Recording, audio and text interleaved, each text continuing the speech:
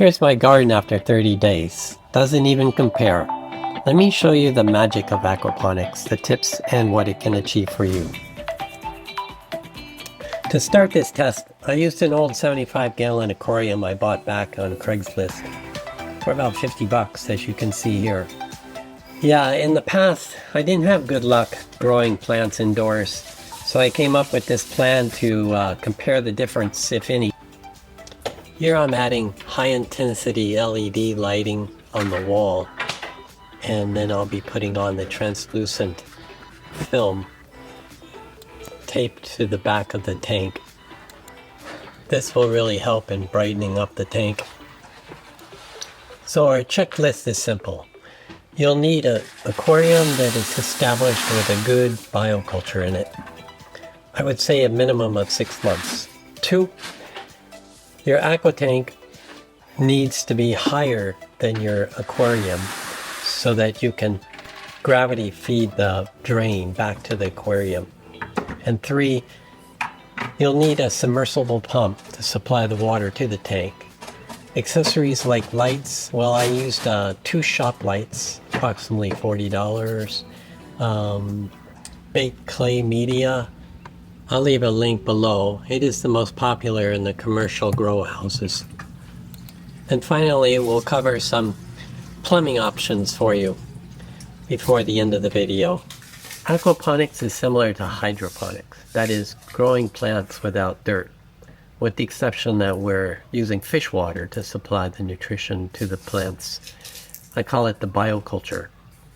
We're not talking about commercial aquaponics here, so don't get overwhelmed, as these systems can get quite complex. Okay, the seeds are in. Let's time jump 30 days, and let's see what these little seeds look like.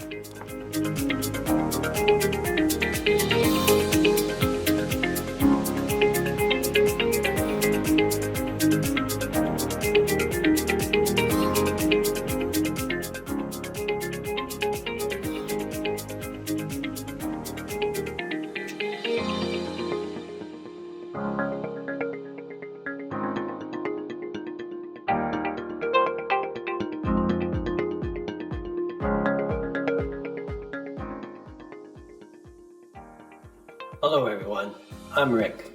I'm your programmed illustrator. I've made a couple of drawings here to illustrate a simple aquaponic system that can be adopted to any home aquarium. You want your drain one size larger than your inlet. Generally 1 inch will work. And your inlet has a quarter turn valve for adjusting the flow. Slow the flow will increase the time between the waterings, which is useful when you're starting your seedlings in potted soil. The soil retains the moisture much longer than the media. This will shorten your grow time and keep you in the green. This drawing here is an automatic system that has been tried and tested in the industry, called a bell siphon. This next drawing is a modified bell siphon that works well for drains that come from the side of the tank. I'm including it here because it's easy to build and it has worked well. No problems of media getting into the bell house.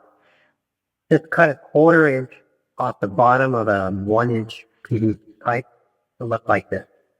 Be sure to leave 1 end intact so it fits well in tight. You'll want to pick up a piece of rain gutter guard because it's rigid and it won't cave into the pressure of the media, which will plug up your drain and ruin your day. It's easy to cut, easy to bend. Just tighten up your tube and stick it in.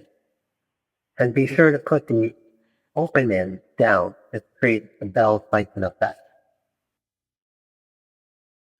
The idea is simple. We want the water level to come up to the top of our media to saturate all the roots, shallow and deep, before draining, creating a single watering cycle. Now, once the water reaches this level, it quickly dumps the tank and starts all over again.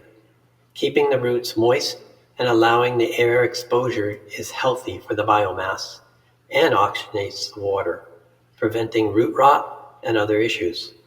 In other words, it works, and it works well, my friends.